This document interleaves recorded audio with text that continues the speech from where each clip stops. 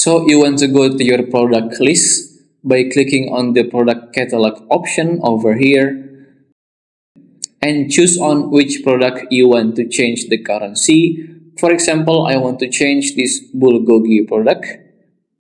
So open that specific product and click on the plus button over here.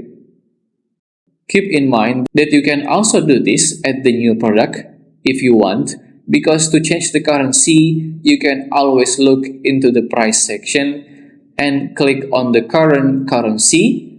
Like for me, the current currency is the USD, so click on it and search for the new currency that you like.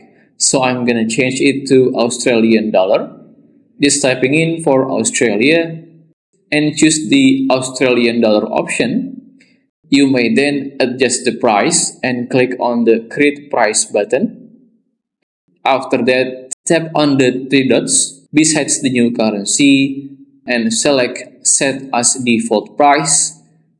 And there you go. Now every time you want to add your product to your invoice, payment link, subscription, or so on, the new currency will appear and you can choose it. If you still have any question, just comment down below and I will try my best to guide and help you guys. If you find this video useful, please consider like and subscribe.